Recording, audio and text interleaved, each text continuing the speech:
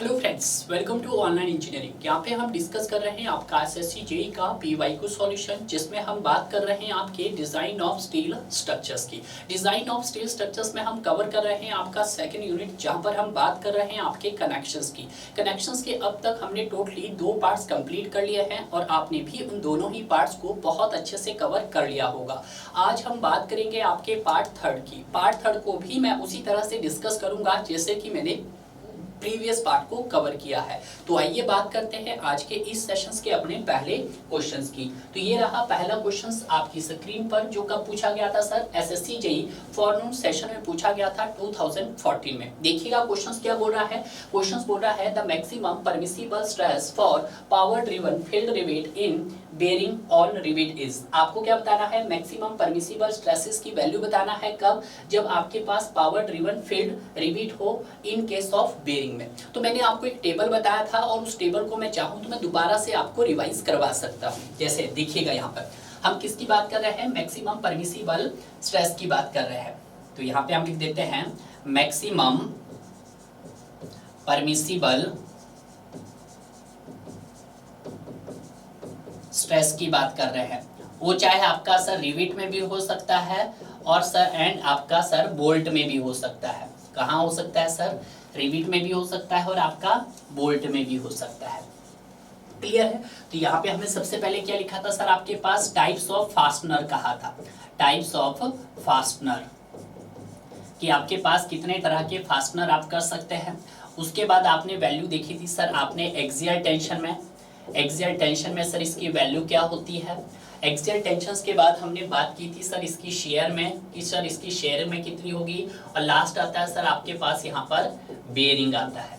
Clear है? यहाँ पे जो वैल्यूज रहेगी वो आपके पास किस में रहेगी sir? Maximum permissible shear stress की वो सर आपके पास मेगा पास्कल में रहेगी। तो यहाँ पे मैं मेगा पास्कल लिख देता हूँ, मेगा पास्कल लिख देता हूँ, और यहाँ पे भी मैं आपके पास मेगा पास्कल लिख देता हूँ। आप सभी जानते हैं कि जो आपके पास 1 मेगा पास्कल होता है वो किसके इक्वल होता है सर? 1 न्यूटन पर mm² के इक्वल होता है। क्लियर है? तो आज जो वैल्यूज पूछी गई है वो आपके मेगा पास्कल में नहीं पूछी है। किस में पूछी है सर? न्यूटन पर mm² में पूछी है। बात एक ही है। क्लियर है? टाइप्स ऑफ फास्टनर में हम सबसे पहले किसकी बात करते हैं? आपके पावर ड्रिवन की बात करते हैं। पहला हम किसकी बात करते हैं? आपके पावर ड्रिवन की बात कर देते हैं। पावर ड्रिवन में आपके पास कितने केसेस होते हैं सर? 2 केसेस हो सकते हैं। अब ये कौन कौन से हो सकते हैं? ये सर आपका शॉप रिवेट भी हो सकता है। शॉप ड्रिवन रिवेट भी लिख सकते हैं आप, खाली शॉप रिवेट लिखो। शॉप रिवेट हो सकता है और आपका सर फील्ड रिवेट हो सकता है। ठीक है? और अगर मैं बात करता हूँ इसका सेकंड, तो सेकंड आ सकता है हमारे पास हैंड ड्रिवन रिवेट की बात कर सकते हैं। Hand driven rivet. ठीक है? तो इसकी वैल्यूज को आपको यहाँ पर देखना है। अगर मैं बात करता हूँ स्टूडेंट किसकी, आपके पास एक्सियल के केस में, तो आपके शॉप रिवेट की जो वैल्यूज होती है वो सर कितनी होती है सर? 100 मेगा पास्कल होती है। बट शेयर में भी देखते हैं तो सर शेयर में भी आपके पास कितनी होती है सर? 100 मेगा पास्कल ही होती है। बट जब हम बेरिंग की बात करते हैं तो बेरिंग क्या हो जाता है आपका? एक्सियल के कंपेयर में 3 गुना हो जाता है, यानी कि सर 300 मेगा पास्कल हो जाता है। क्लियर है? उसी तरह से फील्ड में बात करते हैं तो फील्ड में क्या होता है? As compare to shop rivet का 10% रिडक्शन हो जाता है। तो 100 का 10% रिडक्शन करेंगे तो 90 मेगा पास्कल। यहाँ पे भी 100 का 10% करेंगे तो सर 90 मेगा पास्कल। और यहाँ पे सर 300 का अगर हम 10% कम करेंगे तो आपके पास कितना रहेगा सर? 270 मेगा पास्कल रहेगा। क्लियर है? उसी तरह से हम हैंड ड्रिवन रिवेट की बात करते हैं तो हैंड ड्रिवन रिवेट जो रहता है as compare to shop rivet के कंपैरिजन में वो आपका 20% कम रहता है। तो यहाँ पे 100 का 20% आप राउंड लगा सकते हैं, 80 मेगा पास्कल। यहाँ पे भी आपके पास 80 मेगा पास्कल। ठीक है? और यहाँ पर आपके पास सर 250 मेगा पास्कल के आसपास आ जाएगा। क्लियर है? तो 1 पास्कल इज इक्वल टू किसके इक्वल हो जाएगा? 1 न्यूटन पर mm² के इक्वल हो जाएगा। तो आज उसने किसका पूछा है सर? पावर ड्रिवन का पूछा है। पावर ड्रिवन फील्ड रिवेट, यानी कि पावर ड्रिवन का आपसे फील्ड रिवेट पूछा है। तो फील्ड रिवेट ये हुआ, और फील्ड रिवेट का आगे भी क्या पूछा उसने? बेरिंग पूछा है। तो बेरिंग में कितना है सर? आपके पास 270 है। 270 मेगा पास्कल मींस 270 न्यूटन पर mm²। यानी कि आपका राइट आंसर क्या हो गया सर स्टूडेंट? यहाँ पर सी इसका राइट आंसर हो गया है। क्लियर है? ये टेबल बहुत इंपॉर्टेंट है, और अगर आप ए की तैयारी कर रहे हो, जेई की तैयारी कर रहे हो, या किसी भी एग्जाम की, तो यहाँ से क्वेश्चंस डेफिनेटली आपसे पूछा जाता है। क्लियर है? तो आप इस टेबल को कभी भी आप स्किप नहीं कर सकते, ये इंपॉर्टेंट कोडल प्रूजन है अकॉर्डिंग टू IS 800 2007 का। क्लियर है? अब मूव करते हैं हम अपने नेक्स्ट क्वेश्चंस की तरफ। नेक्स्ट क्वेश्चंस क्या बोल रहा है, the actual thickness of butt weld when compared with the thickness of the plate is, कि अगर हम बात करते हैं किसकी एक्चुअल थिकनेस की, किसकी सर आपके बट वेल्ड की as compare to thickness of plate, तो क्या होगा सर, लेस होगा या आपके पास मोर होगा, या मोर होगा या इक्वल होगा। तो हमेशा याद रखना कि जो आपके पास actual thickness of butt weld होता है when compared with the thickness of plate is क्या होता है आपके पास, वो लेस होता है। तो यहाँ पे जो आपका राइट आंसर क्या हो जाएगा सर, वो ए हो जाएगा। आप सभी जानते हैं कि सर बट वेल्ड हम कब करते हैं, मैंने आपको बट जॉइंट्स के बारे में बताया था कि जब आप क्या करते हैं, जब दो डिफरेंट प्लेट्स को उनको क्या करते हैं सर, हम एंड टू एंड कनेक्ट करते हैं। तो यहाँ पे क्या कर रहे हैं, हम दो डिफरेंट प्लेट को एंड टू एंड क्या किया है सर, आपने कनेक्ट किया है। अब जब कनेक्ट किया है सर यहाँ पे, तो इसमें हमें क्या करना पड़ेगा, वेल्डिंग करना पड़ेगा। अब जो यहाँ पे वेल्डिंग हम कर सकते हैं वो आपके पास as a single V shape का भी हो सकता है और आपके पास डबल वी शेप का भी हो सकता है। तो इसी तरह का जो ये आपके पास बट वेल्ड है, इसी को हम ग्रो वेल्डिंग के नाम से भी जान सकते हैं, यानी कि उसको ग्रो जॉइंट्स भी हम बोल सकते हैं। तो यहाँ पे अगर हम बनाएं तो कुछ आपके पास इस तरह से, मैं यहाँ पे सिंगल भी दिखा दूं आपके पास और डबल भी दिखा दूं, कुछ इस तरह से हो जाएगा। कुछ इस तरह से हम क्या कर देंगे, यहाँ पर वेल्डिंग का प्रोसेस कर देंगे। ये क्या कर दिया हमने सर आपके पास, वेल्डिंग। एंड दिस टाइप की वेल्डिंग को क्या बोलते हैं हम सर, आपका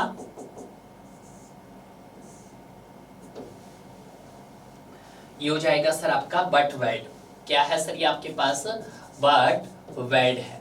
अगर ये आपका बट वेल्ड क्या हो, विद रेनफोर्स्ड हो, अगर क्या हो सर आपका ये बट वेल्ड विद रेनफोर्स्ड हो, तो उस कंडीशंस में हमारे पास क्या हो जाएगी सर, आपकी जो वेल्ड, इसका वेल्डेड की जो लेंथ हो, थिकनेस हो जाएगी, वो क्या हो जाएगी आपके पास, ज्यादा हो जाएगी। क्लियर है, यानी कि 10% मोर हो जाएगी। अब यहाँ पे देखिएगा, आपको सिर्फ इतना याद रखना कि जब हम बात करते हैं किसकी सर, आपके किसकी बात कर रहे हैं हम यहाँ पर, बट वेल्ड की बात कर रहे हैं। तो बट वेल्ड में क्या होता है कि आपका कभी भी फुल पेनिट्रेशन नहीं हो सकता वेल्डिंग का। क्यों नहीं हो सकता, क्योंकि उसमें जो पेनिट्रेशन माना गया है वो किसके कॉरस्पॉन्डिंग माना गया हो, 5/8 times the thickness of thinner member के रिस्पेक्ट में माना है। तो यहाँ पे हम लिख सकते हैं कि in case of fillet weld, sorry in case of, किसकी बात कर रहे हैं हम, butt weld, butt weld there is no full penetration, there is no full penetration। यहाँ पे कभी भी आपका फुल पेनिट्रेशन नहीं हो सकता, ठीक है, आपके वेल्डिंग का क्या नहीं हो सकता, फुल पेनिट्रेशन नहीं हो सकता। और जब यहाँ पे फुल पेनिट्रेशन नहीं हो सकता, तो यहाँ पे हम इसको क्या कंसीडर करते हैं, it is consider a partially penetration. कैसे मानते हैं इसको हम, पार्शियली पेनिट्रेशन मानते हैं। और पार्शियली पेनिट्रेशन में जो आपका इफेक्टिव थिकनेस, थ्रॉट थिकनेस होता है, वो आपके पास क्या हो जाएगा, क्योंकि फिलेट वेल्ड की बात कर रहे हैं, तो सिंपल सी बात है, वेल्ड का क्या आएगा, थ्रॉट थिकनेस आएगा। तो इस कंडीशन में जो मेरा थ्रॉट थिकनेस रहेगा वो 5/8 times the thickness of the thinner member रहेगा। क्या रहेगा, 5/8 thickness of the thinner member रहेगा। ये एडिशनल पॉइंट है जो आपको याद रखना है, वैसे तो मैंने प्रीवियस में आपको बताया है। क्लियर है, तो यहाँ से आपको ये चीजें क्लियर हो गई है कि जो आपका बट वेल्ड होता है वो आपका कभी भी फुल पेनिट्रेशन उसमें नहीं हो सकता है, उसकी वेल्डिंग में उसका जो पेनिट्रेशन रहता है वो पार्शियली रहता है, ठीक है। और जब पार्शियली रहता है तो उसके केस में जो हमारा थ्रॉट थिकनेस रहता है वो 5/8 thickness of the thinner member रहता है। क्लियर है, तो यहाँ पे जो आपका आंसर है वो क्या हो जाएगा सर, मेरे पास ए इज द राइट आंसर हो जाएगा। क्लियर, अब बात करते हैं हम अपने नेक्स्ट क्वेश्चंस की। नेक्स्ट क्वेश्चंस क्या बोल रहा है, the fillet weld whose axis is parallel to the direction of the applied force is known as, तो उसको क्या बोलते हैं। तो देखिएगा यहाँ पर एक डायग्राम मैं आपको दिखा रहा हूँ, उस डायग्राम की मदद से आपको सारे कंसेप्ट क्लियर हो जाएंगे। सपोज कीजिएगा आपके पास एक प्लेट है और इस प्लेट में जो आपका वेल्डिंग का जो प्रोसेस किया गया है, आपके पास सर कुछ यहाँ पे डायगोनल वेल्ड भी किया है, ये डायगोनल हो गया है, और एक आपने सर क्या किया है, एंड किया है, ये आपके पास एंड हो गया है। इस डायग्राम को ध्यान से समझिएगा क्योंकि इस डायग्राम से भी आपके बहुत सारे क्वेश्चंस पूछे जा सकते हैं, ठीक है। तो कंसेप्ट क्लियर होगा तो आपको ये चीजें क्लियर हो जाएगी, ठीक है। तो तो यहाँ पर अलग अलग तरह की मैंने क्या की है, वेल्डिंग के प्रोसेस को बताऊंगा मैं। सबसे पहले हम बात करेंगे जो आपको ये इंक्लाइन मेंबर दिखाई दे रहा है, इस टाइप की वेल्डिंग को हम क्या बोलेंगे, डायगोनल वेल्डिंग बोलेंगे, डायगोनल फिलेट वेल्डिंग। तो यहाँ पे हम लिख सकते हैं डायगोनल फिलेट वेल्डिंग।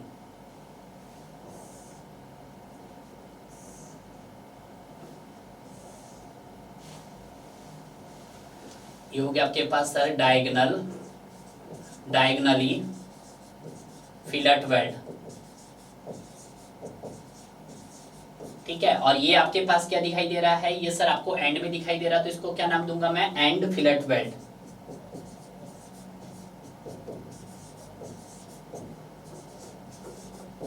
ठीक है। और ये आपको एज पे दिखाई दे रहा है, तो इसको क्या बोलूंगा मैं सर, साइड फिलेट वेल्ड। एज भी बोल सकते हैं, साइड भी बोल सकते हैं, इसको मैं साइड फिलेट वेल्ड बोलता हूं। क्लियर है। एक ही डायग्राम में हमने क्या देख लिया है, तीनों ही तरह की वेल्डिंग देख ली है। डायगोनली फिलेट वेल्ड देख लिया है सर, एंड फिलेट वेल्ड देख लिया है, और आपने साइड फिलेट वेल्ड देख लिया है। और यहाँ पे अगर मैं बात करता हूँ आपके फोर्स के डायरेक्शंस का, तो मान लेते हैं ये मेरे पास क्या है, फोर्स की डायरेक्शंस है, ठीक है। फोर्स की डायरेक्शन को थोड़ा मैं कलर चेंज कर दूं, तो कुछ ये मेरे पास यहाँ पे फोर्स की डायरेक्शन क्या है, कुछ ये है, दैट इज पी, इसके लॉन्ग है। यहाँ पे ये आपके पास फोर्स मान लेता है, ठीक है, फोर्स को मैं पी मान लेता हूँ यहाँ पे। क्लियर है, ध्यान दीजिएगा। तो यहाँ पे सारे पॉइंट्स आपके क्या रहेंगे, अब इंपॉर्टेंट रहेंगे। जब हम बात करते हैं आपके किसके सर, एंड फिलेट वेल्ड की, तो एंड फिलेट वेल्ड में क्या होता है कि जो आपका लोड एक्सिस रहेगा वो क्या रहेगा सर आपके पास, वो perpendicular to the fillet axis रहेगा, ठीक है। यहाँ पे देखिएगा, एंड की बात कर रहे हैं हम, एंड में मैं लिखता हूं कि जो यहाँ पे आपके पास क्या होगा सर, लोड एक्सिस जो होगा, लोड एक्सिस जो होगा वो क्या होगा सर आपका, perpendicular to the fillet weld होगा, या फिलेट एक्सिस होगा। क्या होगा, perpendicular to the fillet axis होगा। बट जब हम बात करते हैं साइड फिलेट वेल्ड में, तो साइड फिलेट वेल्ड में क्या होगा कि जो आपका लोड एक्सिस होगा वो क्या होगा सर आपके पास, parallel to the fillet axis होगा। तो यहाँ पे भी लिख सकते हैं हम सर कि जो लोड एक्सिस होगा वो parallel to the fillet axis होगा, वो क्या होगा, parallel to the fillet axis होगा, ठीक है। ये पॉइंट्स है जो आपको हमेशा याद रखने हैं। ध्यान रखना कि जो एंड फिलेट में जो आपका लोड एक्सिस होगा वो क्या होगा, perpendicular to the fillet axis होगा, जबकि साइड फिलेट वेल्ड में क्या होगा कि सर जो आपका लोड एक्सिस होगा वो पैरेलल होगा आपका फिलेट वेल्ड एक्सिस के। तो आज क्वेश्चंस क्या बोला है कि fillet weld whose axis is, जिसकी एक्सिस क्या हो, parallel to the direction of applied load हो, तो उसको हम क्या बोलेंगे, उसको बोला जाएगा सर आपका साइड फिलेट वेल्ड बोला जाता है। क्योंकि जो साइड फिलेट वेल्ड होता है वो पैरेलल होता है, और एंड फिलेट वेल्ड होता है जो आपका परपेंडिकुलर होता है। क्लियर है।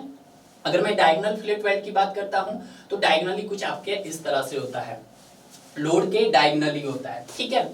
ये आपको ध्यान रखना है। अब यहाँ पे वेरी इंपॉर्टेंट पॉइंट कि जब हम बात करते हैं फिलेट वेल्ड की, एंड फिलेट वेल्ड की और साइड फिलेट वेल्ड की, तो दोनों क्या में से कौन सा स्ट्रॉन्गर होता है, तो हमेशा याद रखना, वेरी इंपॉर्टेंट नोट्स है ये, इंपॉर्टेंट नोट्स। पहला पॉइंट्स क्या है सर इसका कि जो हमारे पास क्या है सर, एंड फिलेट वेल्ड है, एंड फिलेट वेल्ड जो है, fillet weld stronger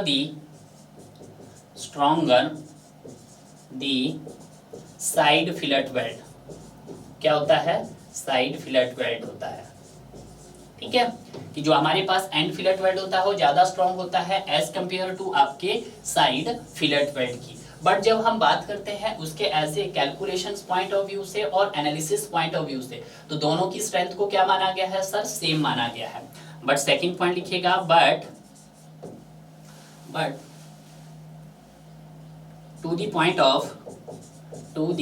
point of calculations point of view, calculations पूरा लिख दो आप, कैलकुलेशंस पॉइंट ऑफ व्यू और आपका analysis point of view, analysis point of view से क्या होता है कि जो आपका एंड फिलेट होता है, एंड फिलेट वेल्ड एंड आपका साइड फिलेट वेल्ड की जो स्ट्रेंथ होती है उस क्या होती है सर आपके पास, सर सेम होती है। स्ट्रेंथ क्या होती है स्टूडेंट, वो हमारे पास सेम होती है, क्लियर है। तो कुछ एडिशनल पॉइंट्स है जो इंटरव्यू में काफी हेल्प कर सकते हैं आपके, तो वहां पे एक चीज ध्यान रखना है। तो आपको यहाँ पे साइड फिलेट वेल्ड के बारे में पता लगा और आपको यहाँ पे एंड फिलेट वेल्ड के बारे में भी क्लियर हुआ है। क्लियर है। अब बात कर लेते हैं हम आपके नेक्स्ट क्वेश्चंस। नेक्स्ट क्वेश्चंस क्या है, tacking rivet in compression plates exposed to weather have a pitch not exceeding 200 mm। आज किसकी बात की जा रही है आपके पास, टैकिंग रिवेट की बात की जा रही है। ये कंसेप्ट भी मैंने आपको पहले ही बताया था। मैंने क्या बताया था कि सपोज करो आपके पास ये कोई प्लेट है और इस प्लेट को मैंने दो बैक टू बैक एंगल के साथ कनेक्ट किया है। दो एंगल है जिनको मैंने इसके साथ बैक टू बैक कनेक्ट किया है कुछ इस तरह से। क्लियर है। अब क्या करूंगा, मैं इनको कनेक्ट करना पड़ेगा, तो कनेक्शंस के लिए मैं क्या करूंगा सर, या तो मैं बोल्ट का यूज करूंगा या फिर मैं रिवेट का यूज करूंगा। ठीक है। अब देखिएगा यहाँ पे ये तो मैंने क्या कर दिया है सर, अपना रिवेट कर दिया है। ठीक है, ये रिवेट कर दिया है। अब यहाँ पे जो मेरे पास ये जो एंगल सेक्शन लगे हैं बैक टू बैक, मैं क्या चाहता हूँ कि इन दोनों ही एंगल सेक्शन का जो वर्क हो आपके पास वो कैसे हो, एक सिंगल यूनिट की तरह वर्क करे। ऐसा ना हो कि सर जो आपका एक एंगल सेक्शन आपके लेफ्ट पोजीशन पे लगा है उसके वर्किंग कंडीशन कुछ हो और जो राइट पे लगा है उसका वर्किंग कंडीशन कुछ हो। मैं चाहता हूँ कि दोनों ही मेरे पास कैसे करे, एक सिंगल यूनिट की तरह वर्क करे। जब सिंगल यूनिट की तरह वर्क करते हैं तो यहाँ पे मैं किसका यूज करता हूँ सर, अपने टैक रिवेट का यूज करता हूँ, टैकिंग रिवेट। इसको हम क्या बोल सकते हैं सर, आपका ये हो सकता है आपका दैट इज टेकिंग रिवेट हो गया है। ठीक है। अब स्टूडेंट को क्वेश्चन ये उठता है कि सर हम टेकिंग रिवेट क्यों देते हैं। एक तो सर समझ आ गया है कि जो बैक टू बैक आपने एंगल सेक्शन कनेक्ट किए हैं उनका जो वर्क हो एक आपके सिंगल यूनिट की तरह हो। और दूसरा जो सबसे बड़ा इंपॉर्टेंस है कि टैक रिवेटिंग क्या करता है, to prevent the local buckling in the compression side, कि कंप्रेशन साइड में जो भी आपकी लोकल बकलिंग आ रही होगी उसको प्रिवेंट करने के लिए भी हम किसका यूज करते हैं सर, टैक रिवेट का यूज करते हैं। क्लियर। ये आप देख सकते हैं एक रिवेट ये है, एक रिवेट है। अब यहाँ पे मान लेते हैं आपका जो फोर्स का जो डायरेक्शन है वो एक्स एक्सिस है, तो दो रिवेट के बीच centre to centre distance between two rivet के बीच के डिस्टेंस को हम क्या बोलते हैं, आपका पिच बोलते हैं, इन द डायरेक्शन ऑफ फोर्स होता है अगर। क्लियर है। तो यहाँ पे हमने देखना है कि जब हमारे पास क्या हो, टेक रिवेटिंग का केस हो, तो उस कंडीशन में मेरा मैक्सिमम पिच यानी कि स्पेसिंग वो कितना होना चाहिए। क्लियर है, ये बात आपको ध्यान रखना है। तो very important codal prison, important codal prison IS 800 2007 के मुताबिक। ठीक है। तो यहाँ पे हम देखेंगे maximum pitch for tacking rivet, maximum pitch for tacking rivet. ठीक है, ये आपको देखना है। पिच भी बोल सकते हैं हम और स्पेसिंग भी बोल सकते हैं। पहले हम बात करते हैं इन केस ऑफ प्लेट के केस में, कि प्लेट के केस में क्या होगा। तो देखिएगा प्लेट के केस में आपके पास यहाँ पर दो केसेस याद रखने हैं। पहला कौन सा केस, कि जब हमारे पास क्या हो, tack riveting are expose to weather हो, यानी कि जो टेक रिवेटिंग हो वो आपके इन्वायरमेंट के कांटेक्ट में हो, और दूसरा जब आपके इन्वायरमेंट के कांटेक्ट में नहीं हो। तो मैं लिख सकता हूं मेंबर्स आर, मेंबर्स लिखो या आप टेक रिवेटिंग बोल सकते हैं, members are expose to weather, members are exposed to weather. ठीक है। और दूसरा केस बन सकता है आपके पास कि members are not, members are not exposed to weather, exposed to weather। ठीक है। तो उस कंडीशन में देखिएगा, तो इस कंडीशन में मेरा जो P max रहेगा, P max क्या रहेगा आपके पास, मिनिमम। आज क्या है, अगर वो एक्सपोज टू वेदर है, अगर एक्सपोज टू वेदर है तो उधर रहेगा मिनिमम 16T और आपके पास 200 mm। क्लियर है। टी क्या आपके पास, टी है thickness of thinner member. Clear है।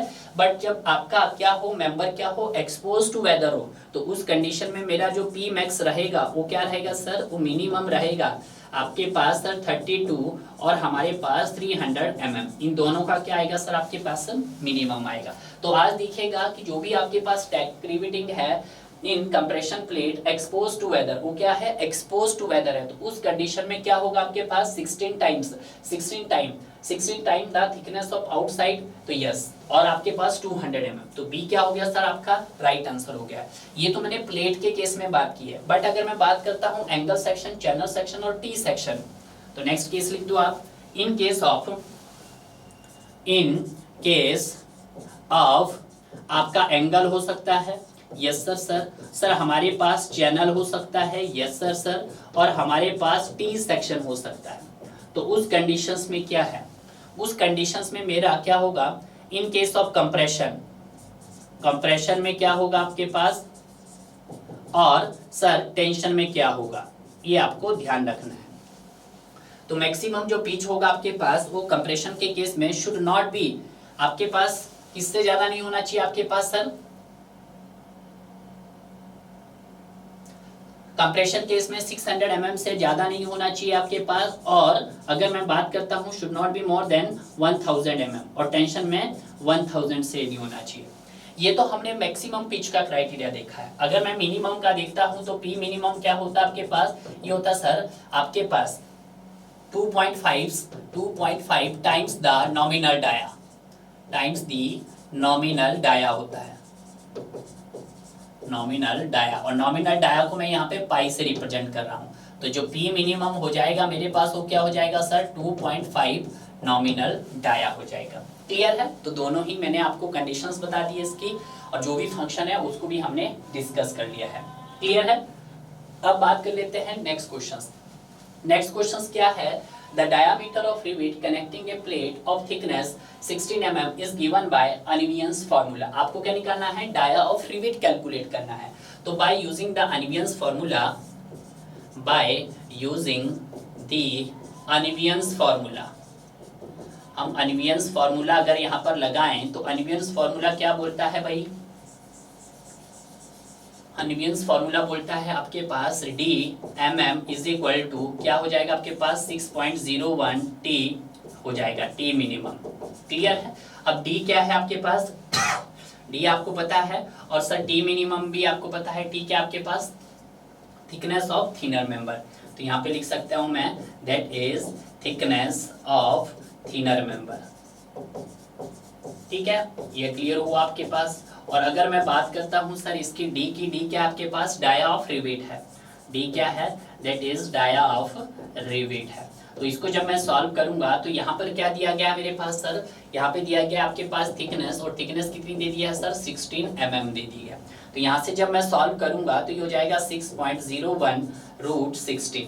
तो यहाँ से जब सॉल्व करेंगे तो 6.01 रूट 16 का 4 आ जाएगा। ठीक है, तो यहाँ से जो आएगा 24.04 mm के आसपास आपके पास बनेगा। क्लियर है। तो मैं इसको अप्रॉक्स ले सकता हूँ, किसके ले सकता हूँ, अप्रॉक्स 24 mm के रह सकता हूँ। क्लियर है। तो यहाँ पे जो मेरे पास डाया ऑफ रिवेट आया वो कितना आया सर, 24 mm का आया है। यानी कि मेरा क्या है, नॉमिनल डाया की बात कर रहा है। और अगर ये आपका 25 mm से कम आ रहा है तो यहाँ पर आपके ग्रॉस रिवेट हॉल का कितना क्लियरेंस गैप प्रोवाइड करना पड़ेगा एक्स्ट्रा सर, 1.5 mm करना पड़ेगा। और अगर 25 से ज्यादा होता तो आपको 2 mm का प्रोवाइड करना पड़ता। तो यहाँ पे जो राइट आंसर हो जाएगा आपके पास वो क्या हो जाएगा sir, B is the right answer हो जाएगा।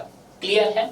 अब मूव करते हैं हम अपने नेक्स्ट क्वेश्चन की तरफ। नेक्स्ट क्वेश्चन देखिएगा, नेक्स्ट क्वेश्चन क्या बोल रहा है कि fillet weld is not recommended in the angle between fusion phase. तो सबसे पहले मैंने आपको फिलेट वेल्ड्स के बारे में बताया था कि फिलेट वेल्ड क्या होता है, fillet weld is based on shear strength होता है। क्लियर है। दूसरा पॉइंट बताया था कि जो फिलेट वेल्ड का जो सबसे वीकेस्ट सेक्शन होता है, जिसका सबसे कम डायमेंशंस होता है, वो होता है आपका कौन सा होता है, थ्रॉट थिकनेस, यानी कि थ्रॉट होता है, सॉरी। अगर मैं बात करता हूं यहाँ पर देखिएगा कि जो हमारे पास fillet weld is subjected to tensile होता है एंड आपके पास बेस्ड होता है किस पे, शेयर स्ट्रेंथ पे। तो fillet weld is based on किस पे बेस्ड होता है सर, आपका शेयर स्ट्रेंथ पे बेस्ड होता है। ठीक है, ये बात ध्यान रखना है। उसी तरह से हम देखते हैं कि जो मिनिमम क्रॉस सेक्शन होता है आपके फिलेट वेल्ड का, फिलेट वेल्ड इज वो होता है आपका थ्रोट होता है। ठीक है, अब ये जो थ्रोट होता है यही क्या होता है, सबसे वीकेस्ट सेक्शन होता है, weakest section of the fillet weld is throat होता है। ठीक है, तो इस कंडीशंस में हम क्या निकालते हैं, आपकी इफेक्टिव थ्रॉट थिकनेस। तो effective throat thickness to be calculated, effective throat thickness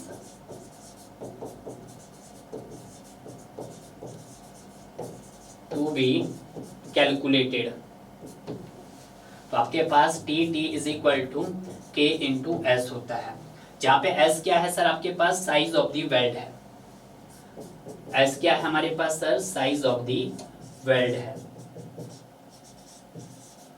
clear है। और उसी तरह से अगर मैं बात करता हूं किसकी सर के किस पे डिपेंड करता है, एंगल बिटवीन फ्यूजन फेस पे डिपेंड करता है।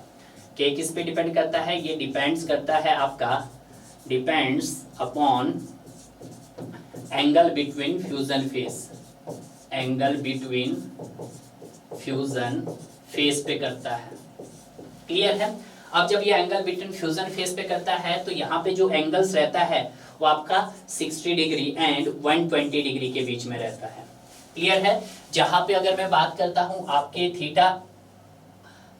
थीटा मिनिमम वो आपका should not be less than 60 degree, वो 60 डिग्री से कम नहीं होना चाहिए। और जो हमारे पास थीटा मैक्स है वो आपके पास should not be more than 120 degree, इससे ज्यादा नहीं होना चाहिए। थोड़ा सा यहाँ पे देखिएगा, यहाँ पे क्या बोला है कि fillet weld is not recommended if the angle between less than 45 degree हो। देखिएगा लेस देन 45 डिग्री हो या ग्रेटर देन 120 डिग्री हो।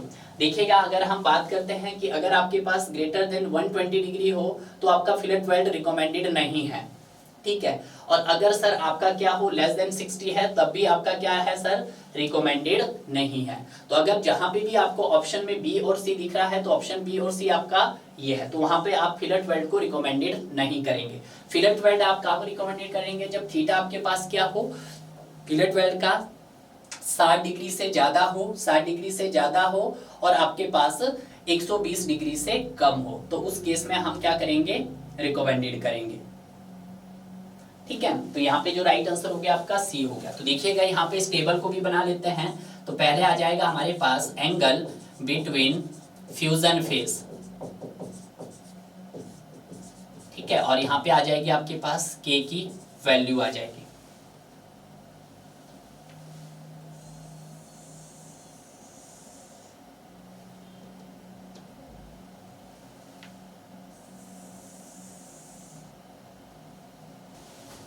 ठीक है। तो देखिएगा यहाँ पर एंगल्स बताएंगे कि एंगल हो अगर आपके पास 60 से 90 डिग्री के बीच में हो, ठीक है। और दूसरा सर आपके पास 91 से 100 डिग्री के बीच में हो, 91 डिग्री से लेकर 100 डिग्री के बीच में हो।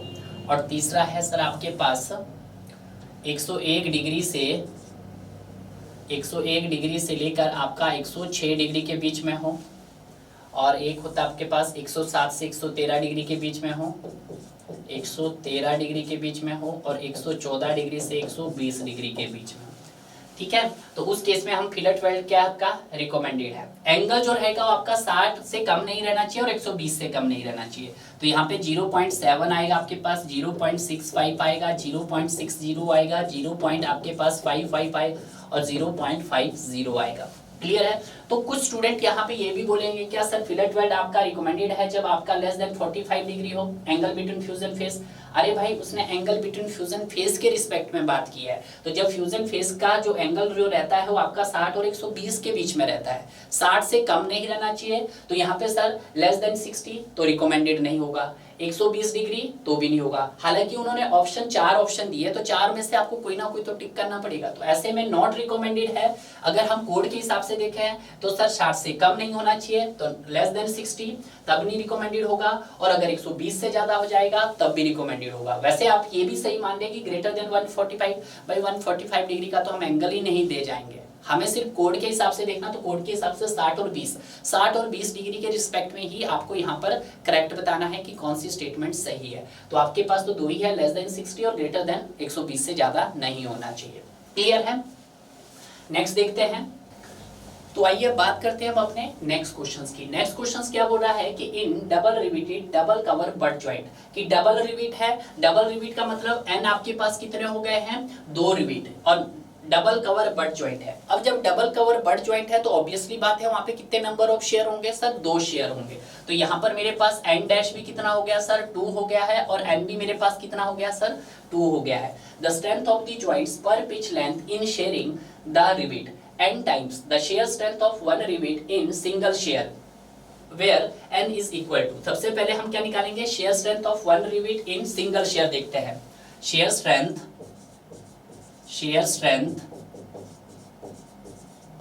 in shear strength of one rivet, shear strength of one rivet in single shear,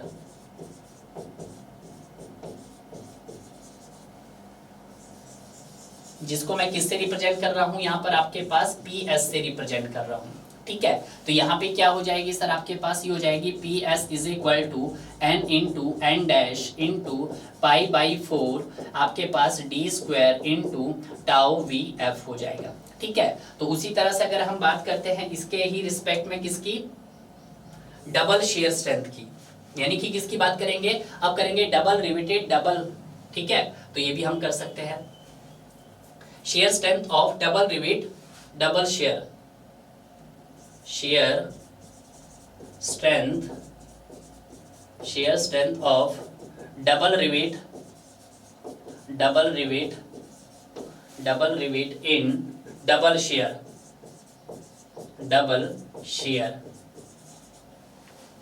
तो उस कंडीशंस में देखिएगा, ठीक है। तो यहाँ पे क्या हो जाएगा आपके पास PS, इसको मैं PS ही लिखता हूँ, PS डैश, तो ये हो जाएगा आपके पास n into N dash into pi by 4 into tau VF, pi by 4 d square भी कर दो ना भाई, pi by 4 d square into tau VF, clear है। अब देखिएगा यहाँ पे बोला है कि कितने n टाइम्स है, n टाइम मतलब कितने नंबर ऑफ बोल्ट है, तो यहाँ पे n हो जाएगा आपके पास, ये हो जाएगा n डैश 1 है आपके पास into pi by 4 into D square into tau VF, clear है। यहाँ पे अगर देखेंगे हम तो यहाँ पर आपके पास नंबर ऑफ रिविट कितने हैं सर, 2 है, शेयर भी कितना है सर, 2 है into pi by 4 D square into tau VF। अब देखिएगा इन दोनों में सिमिलर क्या है, सिमिलर जो है उनको हटाइएगा, टाउ VF हो गया डी स्क्वायर पाई बाई 4, तो यहाँ पे अगर मैं बात करता हूँ जो PS है वो आपके पास आ गया n times is equal to कितना हो जाएगा आपके पास, वो PS is equal to PS dash is equal to आपके पास 4, 2 2 4। तो आप यहाँ पे लिख सकते हैं कि जो आपके पास n कितने टाइम्स है सर, वो आपके पास 4 टाइम्स है, कितने टाइम्स है सर, 4 टाइम। तो यहाँ पे आपका आंसर क्या हो गया सर, डी इसका राइट आंसर हो गया है, क्लियर है। इस तरह का क्वेश्चन हमने पहले भी ऑलरेडी सॉल्व किया है।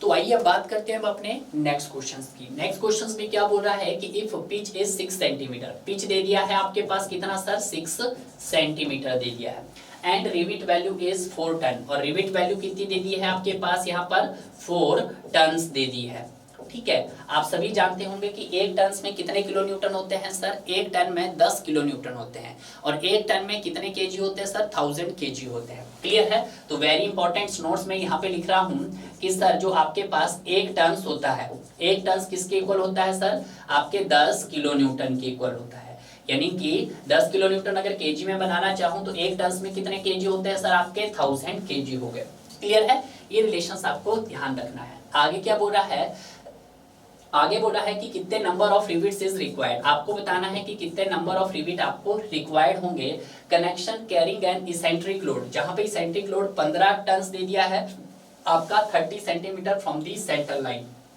ठीक है। जैसे फॉर एग्जांपल आपके पास कोई एक सेक्शन हुआ होगा, मैं यहाँ पे बना देता हूं,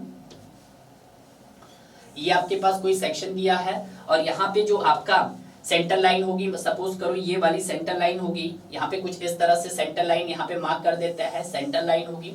अब यहाँ पे क्या दिया है कि जो लोड लाई कर रहा है वो 30 सेंटीमीटर के डिस्टेंस पे लाई कर रहा है, तो यहाँ पे हम लिख देते हैं कि जो लोड लाई कर रहा है वो आपके पास 30 सेंटीमीटर के डिस्टेंस पे लाई कर रहा है। वो कितना कर रहा है सर, आपके पास यहाँ पर वो लाई कर रहा है 15 टन का है, आपके पास कितना है 15 टन का है। अब जब 15 टन का है तो आप यहाँ पे क्या फाइंड आउट कर सकते हैं सर, आप यहाँ पे मोमेंट निकाल सकते हैं, यस सर। तो मोमेंट क्या हो जाएगा आपके पास कि जो भी हमारे पास P है और ये डिस्टेंस है जिसको मैं E लिख रहा हूँ, तो इसको मैं P इंटू E लिख सकता हूँ, यस सर लिख सकता हूँ, क्लियर है। तो यहाँ पे मेरे पास जो P दिया है वो आपके पास कितना दिया है सर, 15 टन दिया है, 15 टन्स दिया है। कितने डिस्टेंस पे है? ई डिस्टेंस पे है आपके पास, वो आपके 30 सेंटीमीटर के डिस्टेंस पे है। क्लियर है? अब देखिएगा यहाँ पे आप मोमेंट निकाल सकते हैं, moment due to eccentric load निकाल सकते हैं, तो हो जाता है P इंटू ई। तो यहाँ पर हम 15 इंटू 30 कुछ कर सकते हैं। 15 आपके पास टन में है और ये आपके पास सेंटीमीटर में है। अभी आप एटीट्यूड रखिएगा, आपको क्या निकालना है? आपको निकालना है यहाँ पर रिविट वैल्यू। रिविट वैल्यू क्या होता है आपके पास? Square root by 6m। यहाँ पे मैं ये स्मॉल m नहीं है, कैपिटल M लिख देता हूँ। इस मोमेंट को क्या बोल देता हूँ मैं? कैपिटल M बोल देता हूँ, ठीक है। और इसको भी मैं यहाँ पे क्या लिख देते हैं सर? कैपिटल M लिख देते हैं, ठीक है। तो आपके पास कितना है? आपके पास 6m डिवाइडेड बाय, आपके पास देखिएगा इसेंट्रिक कनेक्शन है, इसेंट्रिक कनेक्शन है तो उस कंडीशंस में आपके पास कितने number of rivet row values होंगी? आपके पास 2 होंगी। तो आप यहाँ पे डायरेक्ट कर सकते हैं रिलेशंस में आपके पास, ऐसे तो m into P into rivet value होता है। आर भी क्या है? रिविट वैल्यू है। पी क्या है आपके पास सर? पी है पिच, और एम क्या है? नंबर ऑफ रो है इन विच रिविट्स आर प्रोवाइडेड। एम क्या है सर? नंबर ऑफ रिविट है, number of rivets in which row is provided, in which rivets are provided। आप लिख सकते हैं number of row, रिविट की जगह आप क्या लिखो? number of row in which rivet is provided। Clear है? तो जब भी आपके पास इसेंट्रिक लोड का क्राइटेरिया आया तो आप यहाँ पे m की जगह क्या लिख सकते हो? डायरेक्ट 2 पुट कर सकते हैं। क्लियर है? तो यहाँ पे जो मेरा डायरेक्ट रिलेशंस बन जाएगा वो क्या बन जाएगा? आपके पास 6m बाई आपके पास 2p/rv बन जाएगा, ठीक है। तो इसेंट्रिक के कंडीशंस में आपने ये रखना है। तो यहाँ पे मेरे पास जो नंबर ऑफ रिविट हो जाएगा वो आपके पास क्या हो जाएगा? देखिएगा 6 एंड मोमेंट कितना है आपके पास? 50 मल्टीप्लाई बाय 30। क्लियर है? आपके पास उसी तरह से नेक्स्ट 2 पिच कितना है सर? हमारे पास पिच है सर 6 सेंटीमीटर, तो ये आपके पास 6 सेंटीमीटर हो गया है। Multiply by RV, rivet value कितनी है सर? 4 टन है, तो मैं 4 टन लिख दूं यहाँ पर। ये सेंटीमीटर में है और ये आपका टन में है, ठीक है। तो टन से टन मेरा कैंसिल हो गया, सेंटीमीटर से सेंटीमीटर कैंसिल हो गया है। क्लियर है? तो आपके पास यहाँ पे क्या मिल जाएगी सर? रिविट वैल्यू मिल जाएगी। तो रिविट वैल्यू कितनी आई जरा कैलकुलेट करके देखिएगा। तो यहाँ पे रिविट वैल्यू आपके पास n is equal to square root आपके पास कितना आया होगा सर? 56.25 आया होगा, यानी कि 7 के आसपास आया होगा। तो इसको हम लिखेंगे 7.5, यानी कि अप्रोक्स आपके पास कितने रिविट लगेंगे सर? वहां पर 8 रिविट लगेंगे। कितने लगेंगे? 8। एक बार मैं फिर से आपको बता देता हूँ। यहाँ पे देखिएगा इस क्वेश्चंस को किस तरह से कर सकते हैं कि जब आपका लोड कैसा हो? इसेंट्रिक कनेक्शन में हो। इसेंट्रिक कनेक्शन में हो तो वहां पे जो नंबर ऑफ रिविट जो निकाला जाता है वो डायरेक्ट निकाला जाता है आपके पास √6m बाई 2p/rv। आरवी क्या है? रिविट वैल्यू है। पी क्या आपके पास? पिच है। और एम क्या है आपके पास? मोमेंट ऑफ रिविट है, moment of rivet due to eccentric connection. तो moment of rivet due to centric connection कितना है आपके पास? 15 इंटू 30। इसके रिस्पेक्ट में आंसर आपने कैलकुलेट किया तो आपके पास कितने नंबर ऑफ रिविट आए सर? यहाँ पर 8 आए। तो आपका आंसर क्या हो गया सर? यहाँ पर बी इसका राइट आंसर हो गया है। क्लियर है? अब मूव करते हैं हम अपने नेक्स्ट क्वेश्चंस की तरफ। नेक्स्ट क्वेश्चंस क्या बोल रहा है कि if b is the width of the plate and d is the diameter of the rivet, then the efficiency of rivet joints having diamond riveting is given by। देखिएगा आज आपके प्लेट में कैसी रिवेटिंग बोली गई है? उसने डायमंड रिवेटिंग बोली गई। तो पहले हम डायमंड रिवेटिंग का बना लेते हैं। सपोज करो यहाँ पे जो आपका फोर्स जो किस डायरेक्शन में है? आपके एक्स एक्सिस डायरेक्शन में है। तो यहाँ पर मान लेते हैं मेरे पास एक रिवेट है, यहाँ पे मेरे पास ये 2 रिवेट और है, और ये मेरे पास आपके पास 3rd रिवेट और है, ठीक है। और इसके बैक में भी अगर मैं ले जाऊंगा तो इसको बैक में भी मैं दिखा सकता हूँ, वो भी दिखेगा, ठीक है। तो इसके बैक में मुझे दिखाएंगे यहाँ पर 3 ही दिखाई देंगे आपके पास, यस सर। और यहाँ पर मुझे सर 2 दिखाई देंगे, और यहाँ पे सर आपको 1 दिखाई देगा। सभी का सेंटर लाइन ऑफ एक्शंस ले लेता हूँ। इसका सर ये होगा आपके पास, इसका सर ये होगा कुछ इस तरह से, और इसका सर कुछ ये होगा, कुछ इसी तरह से है, ये होगा। हालांकि एग्जैक्ट नहीं आ रहा होगा आपके पास, कोई बात नहीं, ये तो बस आपको समझना है, ठीक है। और अगर मैं बात करता हूँ, ये क्या है सर? आपके पास विड्थ ऑफ द प्लेट है। ये क्या हो गया सर? मेरे पास विड्थ दे दिया है, ठीक है। अब जो हम बात करेंगे ये विड्थ है आपके पास ये है। याद रखना कि जब भी हम बात करते हैं आपके डायमंड रिवेटिंग की, तो डायमंड रिवेटिंग में जो सबसे मोस्ट क्रिटिकल सेक्शन होता है वो आपका 1-1 के लॉन्ग होता है, जहां पर आपका सिंगल बोल्ट हो। तो अगर मैं बात करता हूं, ये आपका 1-1 हो गया सर, यस सर। ये सर हमारे पास 2-2 हो गया है, यस सर। और ये सर मेरे पास यहाँ पर 3-3 हो गया है। आप चाहो तो इन सिंगल रिवेट की स्ट्रेंथ भी फाइंड आउट कर सकते हैं, 2 की भी फाइंड आउट कर सकते हैं, 3 की भी फाइंड आउट कर सकते हैं, बट आपको एक ही स्ट्रेंथ फाइंड आउट करनी है जो कि आपकी सबसे मोस्ट क्रिटिकल होगी। और सबसे मोस्ट क्रिटिकल कौन सी होगी सर आपके पास, वो होगी बोल्ट 1-1 की। क्लियर है। ये तो आपके पास ऐसी प्लेट थी जिसमें आपने डायमंड रिवेटिंग की थी। एक प्लेट आपके पास ऐसी भी हो सकती है जिसमें आपने किसी भी तरह की रिवेटिंग नहीं की है। जैसे सपोज करो मेरे पास ये है, तो ये क्या है सर, मेरे पास एक सॉलिड प्लेट है। अब ये जब सॉलिड प्लेट है तो ऑब्वियसली बात है इस सॉलिड प्लेट की क्या होगी सर, विड्थ भी होगी, बिल्कुल होगी स्टूडेंट। ठीक है, तो विड्थ को मैं यहाँ पे b से ही रिप्रेजेंट करूंगा, थिकनेस भी होगी सर t, और इसकी भी सर थिकनेस भी होगी आपके पास t।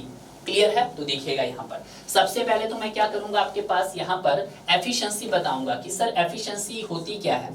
एफिशिएंसी क्या होती है भाई स्टूडेंट, एफिशिएंसी होती है strength of the rivet joint to the strength of the solid plate. ये क्या होता है, it is the ratio of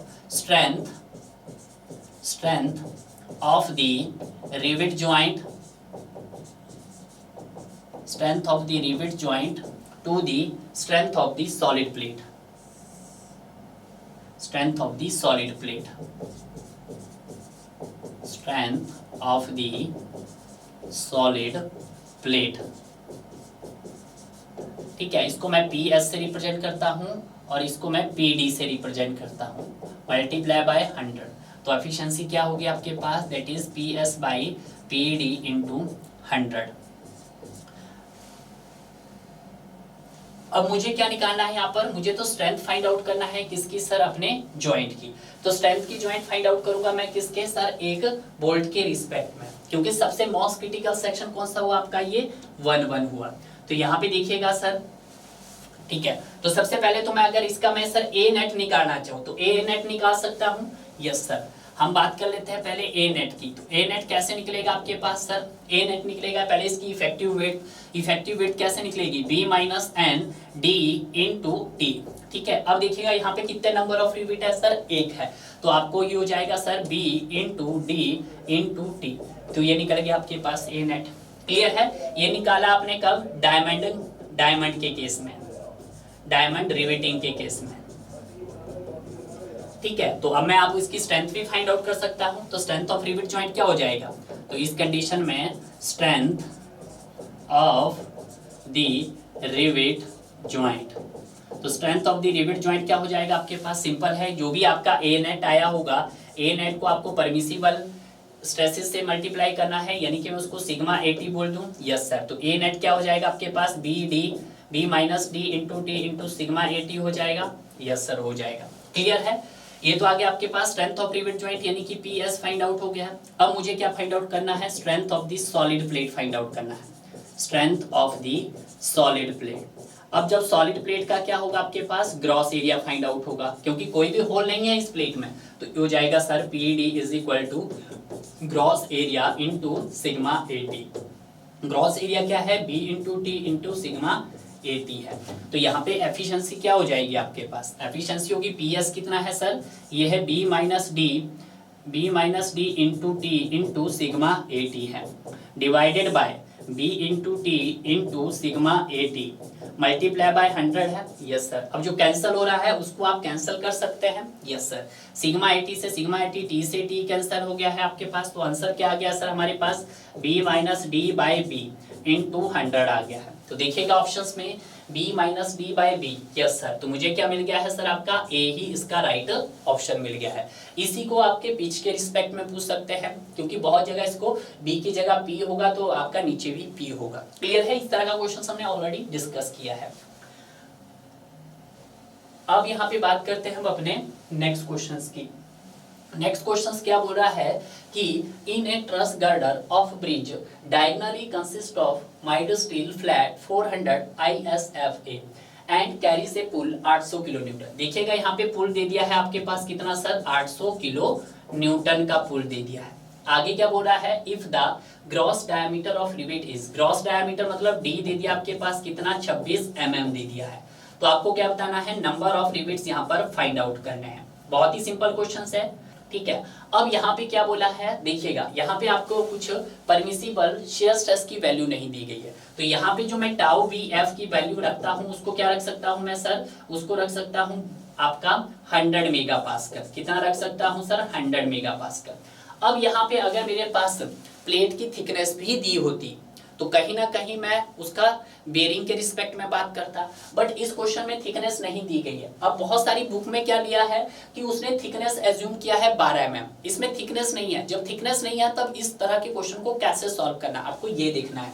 clear है, 800 किलो न्यूटन आ गया है आपके पास, ये सब आ गया, तो आप क्या निकालना, shear strength of rivet find out करो। तो यहाँ पर जो शेयर स्ट्रेंथ ऑफ रिवेट हो जाएगा, शेयर स्ट्रेंथ ऑफ रिवेट हो जाएगा आपके पास PS is equal to π/4 d square into आपके पास कितना हो जाएगा, टाउ VF हो जाएगा। क्लियर है, कुछ इसी तरह से आ जाएगा। तो कैलकुलेट कीजिएगा जरा इसको, मैं इसको कैलकुलेट से कर रहा हूँ, ठीक है। तो यहाँ पर आपके पास हो जाएगा π/4 d स्क्वायर कितना है, अब देखिएगा d कितना दिया है 26, क्योंकि उसने पहले से ही उसको क्रॉस कर दिया है, तो ये हो जाएगा 26 का स्क्वायर इंटू 100। क्लियर है, तो हो जाएगा 0.7854 मल्टीप्लाई बाय 26 का स्क्वायर मल्टीप्लाई बाय 100, तो आपके पास कितना आ गया सर, ये आया होगा 53093 समथिंग, डिवाइड बाय 1000 कर दीजिएगा, तो 1000 करेंगे तो किलो न्यूटन में आ जाएगा। कितना आया सर आपके पास, ये आएगा सर 53.09 किलो न्यूटन आ गया है। कुछ यही आया आपके पास, यस सर आ गया है। अब एक लाइन पढ़िएगा, ये तो आपके पास क्या आया है, शेयर स्ट्रेंथ ऑफ रिवेट आ गया आपके पास। यहाँ पे इसने क्या बोला है कि ट्रस गर्डर और ब्रिज है जो diagonally consist of mild steel flat है, वो क्या है वहां पर, डायगोनली कंसिस्ट है आपके माइल्ड स्टील फ्लैट से। दिखेगा, वेरी इंपॉर्टेंट नोट्स है ये। इंपॉर्टेंट नोट्स क्या है कि डायगोनली स्प्लाइसिस प्लेट इज प्रोवाइडेड होगी, ठीक है। डायगोनली आपकी क्या होगी वहां पे, स्प्लाइसिस प्लेट प्रोवाइडेड की होगी, ठीक है।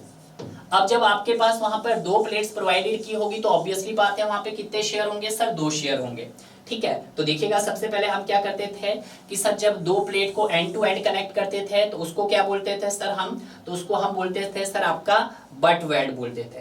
तो ये आपके पास क्या है, सिंगल। अब देखिए यहाँ पे उसने अलग बोला है बट मेथड वही है, उसने बोला है डायगोनली कैसी है आपके पास, स्प्लाइसिस प्लेट है दोनों तरफ, तो दोनों तरफ आपके पास कुछ इस तरह से होगी। डायगोनली हम दिखा लेते हैं, एक प्लेट आपके पास ये हो गई है और दूसरी प्लेट हमारे पास ये हो गई है, ठीक है। यहाँ पे आपके पास कुछ कनेक्शन दिया होगा आपने, ये हो गया है। तो यहाँ पे आपके पास कितने शेयर हो गए स्टूडेंट, 2 शेयर हो गए हैं, यस सर। ये उसने एडिशनल पॉइंट्स बोला है, तो यहाँ पर एक शेयर आपका यहाँ हो गया है और दूसरा शेयर आपके पास यहाँ पे हो गया, यानी कि एन डैश की वैल्यू कितनी हो गई है सर मेरे पास, 2 हो गई है। और नंबर ऑफ आपके पास, उसने ऐसा कुछ नहीं बोला कि कितने नंबर ऑफ रिवेट और कितने नंबर ऑफ बोल्ट है, जब नहीं दिया है तो आप वहां पे कंडीशन एज इट इज लगाइएगा, ठीक है। तो जो शेयर स्ट्रेंथ ऑफ रिवेट कितना आया सर, 53.09 आया। तो यहाँ से आप क्या निकाल सकते हैं, शेयर स्ट्रेंथ ऑफ रिवेट निकाल सकते हैं।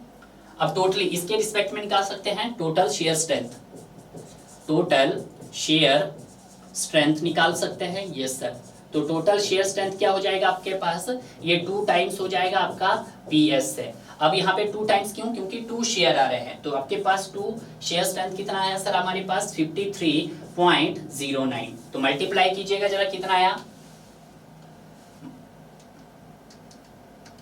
मल्टीप्लाई बाय 2, तो यहाँ से कितना आ रहा है 106.186, तो यहाँ से आ गया है 106.186 किलो न्यूटन आ गया है। क्लियर है, तो यहाँ से आपका आंसर क्या आ रहा है, किलो न्यूटन आ रहा है। अब ध्यान दीजिएगा, आपको क्या निकालना है, आपको निकालना है यहाँ पर कि कितने नंबर ऑफ रिवेट आएंगे। तो नंबर ऑफ रिवेट्स निकाल सकते हैं, यहाँ पर n क्या होगा आपके पास, n होता है आपके पास टोटल लोड। टोटल लोड कितना है आपके पास 800 kilo Newton divided by rivet value. अब रिवेट वैल्यू का तो आपके पास एक ही वैल्यू है जो है आपके पास शेयर स्ट्रेंथ ऑफ रिवेट। तो टोटल शेयर स्ट्रेंथ कितना है आपके पास, वो है सर 106.186 किलो न्यूटन। तो किलो न्यूटन से किलो न्यूटन तो आपका कैंसिल हो गया है, तो आप कैलकुलेट कीजिएगा 800 डिवाइडेड बाय 106.186 कितना आ गया सर हमारे पास 7.53, यानी कि आपके पास सर 7.53 रिविट है, तो अप्रॉक्स कर दीजिएगा इसको 8 के। क्लियर है? तो यहाँ से आपका आंसर क्या हो गया सर सी, यानी कि 8 इसका राइट आंसर हो गया है। क्लियर है? बहुत ही सिंपल है, कुछ भी नहीं करना है, सिर्फ ये लाइन देखना है आपको कि उसने बोला है diagonally consist of mild steel flat. क्यों डायगोनली कंसिस्ट है? डायगोनली मतलब दोनों तरफ कंसिस्ट है। जब दोनों तरफ कंसिस्ट हो जाएगी तो आपके पास नंबर ऑफ शेयर कितना आ जाएगा, आपके पास 2 आ जाएगा। ठीक है, ये बात आपको ध्यान रखना है। नेक्स्ट देखते हैं कि bolts are most suitable to carry. ये क्वेश्चन से बहुत इजी है कि जो बोल्ट्स होते हैं मोस्ट सुटेबल टू कैरी वो आपके एक्सियल टेंशन होते हैं। तो राइट आंसर क्या हो गया सर, सी हो गया है। क्लियर? अब बात करते हैं हम अपने नेक्स्ट क्वेश्चंस की। नेक्स्ट क्वेश्चंस क्या बोल रहा है कि for a standard 45 degree fillet weld है। आपके पास क्या है, स्टैंडर्ड 45 डिग्री पे क्या दे दिया है सर, आपका फिलेट दे दिया गया है। The ratio of size of fillet weld to throat thickness. तो जो रेशो पूछा है साइज ऑफ फिलेट वेल्ड को मैं ऐसे रिप्रेजेंट करता हूँ, किसका हो जाएगा आपके पास, हो जाएगा सर √2/1 हो जाएगा। क्लियर है? तो अगर मैं यहाँ से थ्रोट थिकनेस निकालना चाहूँ तो क्या हो जाएगा आपके पास, थ्रोट थिकनेस ये हो जाएगा S/√2 हो जाएगा। ठीक है, ये बात ध्यान रखना है। अब यहाँ पे S क्या है सर, S है आपका साइज ऑफ वेल्ड है, और T क्या है सर आपके पास, थ्रोट थिकनेस है। तो यहाँ पे लिख देते हैं, तो ये क्या हो जाएगा आपके पास, थ्रोट थिकनेस, और S क्या है सर आपके पास, साइज ऑफ वेल्ड है। ठीक है, तो यहाँ से ये रिलेशन है कि अगर आपका क्या हो, स्टैंडर्ड 45 डिग्री पे हो तो उस कंडीशन में आपका फिलेट वेल्ड क्या होगा सर, होगा S/T = √T/1। तो यहाँ पे 1:1 भी नहीं होगा, ये भी नहीं होगा, आपके पास क्या होगा सर, वो देखिएगा √2/1 रेशो होगा। तो √2/1 रेशो आपके सी में सही है। क्लियर है? नेक्स्ट देखते हैं। नेक्स्ट क्या बोलता है कि centre to centre distance of adjacent rivet और bolt holes measured in the direction of stresses is called. जो आपके पास क्या है, फोर्स के डायरेक्शन में जो मेजर किया जाता है उसको क्या बोलते हैं, पिच बोलते हैं। ठीक है, तो ये मैंने आपको बता दिया था, एक बार मैं आपको फिर बता देता हूँ। यहाँ पे सपोज करो आपके पास ये प्लेट है और इस प्लेट में क्या आपके पास कुछ नंबर ऑफ होल्स है। एक आपके पास ये हो गया, और आपके पास 3, और ये हो गया हमारे पास 4। ठीक है, अगर मैं इसका लाइन ऑफ एक्शन देखना चाहूँ तो इसका लाइन ऑफ एक्शन कुछ ये होगा, इसका लाइन ऑफ एक्शन कुछ ये है, और इसका लाइन ऑफ एक्शन मेरे पास कुछ ये है। अगर मैं बात करता हूँ यहाँ पे फोर्स का नेचर क्या है सर, इसके एक्स एक्सिस पे है, ये है। अब the distance between 2 rivet hole, यानी कि इन 2 रिवेट बीच के होल के डिस्टेंस को हम क्या बोलेंगे, इन the direction of forces is called pitch. तो उसको हम बोलेंगे सर आपका पिच। तो उसको मैं लिख देता हूँ पिच। बट अगर बात करता हूँ मैं vertically, the distance between 2 rivet hole in the direction of perpendicular force, तो उसको क्या बोलेंगे सर हम, तो उसको बोलेंगे सर हम गेज बोलेंगे। ठीक है, तो उसको क्या बोलेंगे सर, आपका गेज डिस्टेंस बोलेंगे।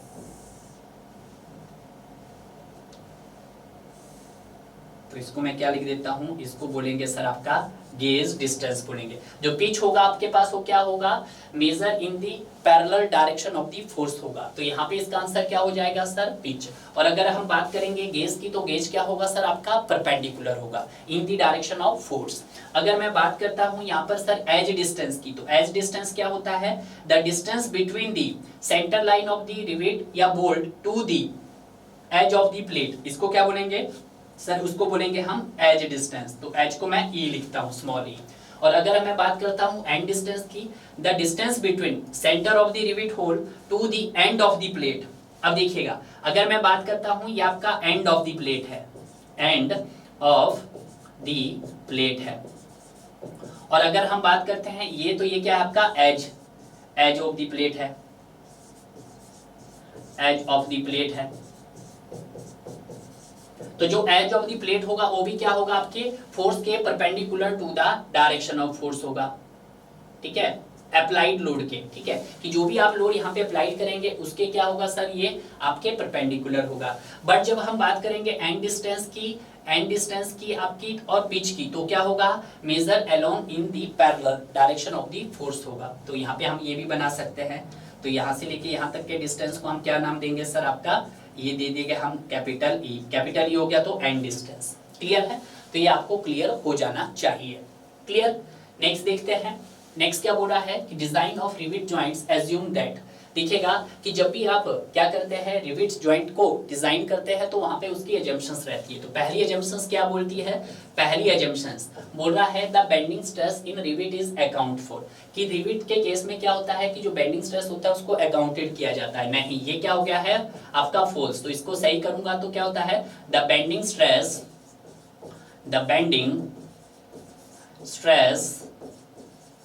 in rivets is neglected, तो उसको क्या माना जाता है सर, नेग्लेक्टेड माना जाता है, ना कि अकाउंटेड माना जाता है।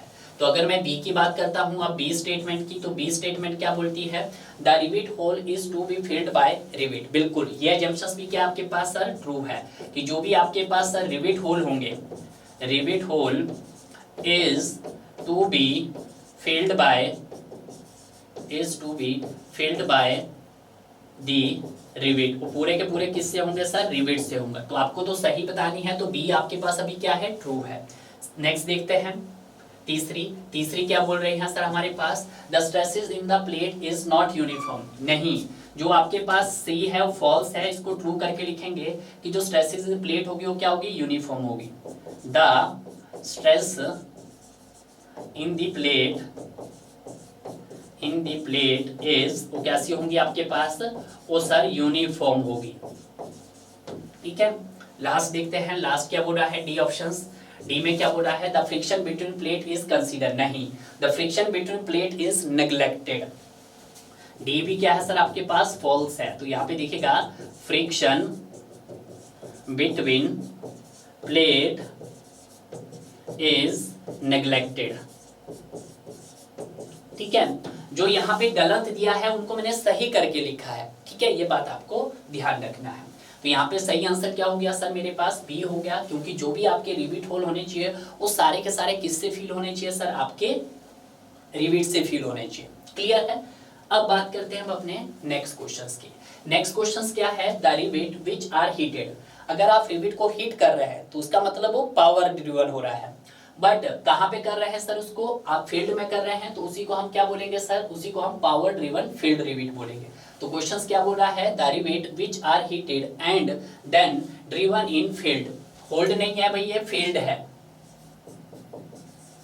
ये क्या आपके पास फील्ड है। The rivet which are heated and then driven in the field is known as. अगर उसको हीट किया जा रहा है तो पावर का कंसेप्ट आ जाएगा। अगर कहाँ पे सर, फील्ड में, तो फील्ड में होगा। तो ऑप्शन दिखेगा पावर ड्रिवन शॉप रिवेट। नहीं, शॉप तो नहीं होगा, पावर ड्रिवन होगा, क्योंकि हीट किया जा रहा है। कहाँ पे किया जा रहा है सर, आपके फील्ड में, तो उसको बोलेंगे हम पावर ड्रिवन फील्ड रिवेट हो जाएगा। तो आपका राइट आंसर क्या हो गया सर, यहाँ पर बी इसका राइट आंसर हो गया है। क्लियर है।